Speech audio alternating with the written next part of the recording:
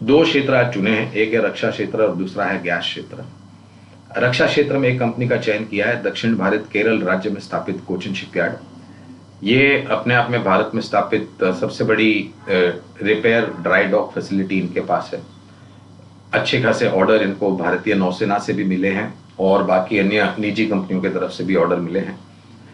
हमें लग रहा है कि जिस और मैनेजमेंट ने नतीजों के पश्चात जिस प्रकार से टिप्पणियां करी थी अपने कारोबार को लेकर के और ऑर्डर बुक को लेकर के, हमें लग रहा है कि कंपनी के बयान के आधार पर अनुभवी है, उनके पास ऑर्डर बुक एग्जीक्यूट करने के लिए एक रणनीति भी है और जैसे जैसे ये ऑर्डर बुक एग्जीक्यूट करते जाएंगे तो वो परिवर्तन होगा आय में और मुनाफे में। और हमने हमेशा एक बात कही है कि अगर आप रक्षा क्षेत्र में निवेश करते हैं तो आपका नजरिया 1-1.5 साल या 2 साल का नहीं होना चाहिए, कम से कम 3 या 5 साल का होना चाहिए, जिससे ज्यादा से ज्यादा लाभ आपको अपने निवेश में मिल सकता है। तो पहला विकल्प है कोचिन शिपयार्ड, जैसे मैंने बताया, लक्ष्यांक के रूप में अनुमानित बुनियादी दर के आधार पर 1560 के लक्ष्यांक है। और दूसरी क्षेत्र की कंपनी गैस, जहां पर हमने गुजरात गैस का चयन किया है। दोस्तों, पहले पेट्रोल डीजल, बाद में सीएनजी, उसके पश्चात इलेक्ट्रिक व्हीकल और आने वाले भविष्य में ग्रीन हाइड्रोजन।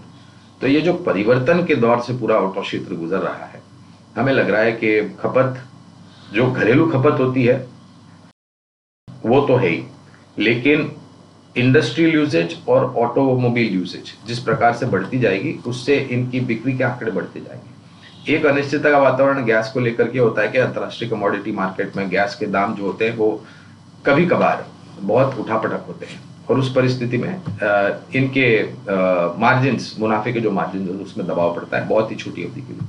लेकिन अगर ऑपरेशनल एफिशिएंसी लाते हैं तो ये दबाव बिल्कुल अनदेखा हो जाता है और मुनाफे में आपको सकारात्मक परिस्थिति आती हुई नजर आएगी। तो अनुमानित लक्ष्यांक गुजरात गैस के लिए करीबन 600 रुपए है बुनियादी दर के आधार पर। और अगर नतीजे अच्छे आए दोनों ही कंपनियों के, कोचिन शिपयार्ड और गुजरात गैस के,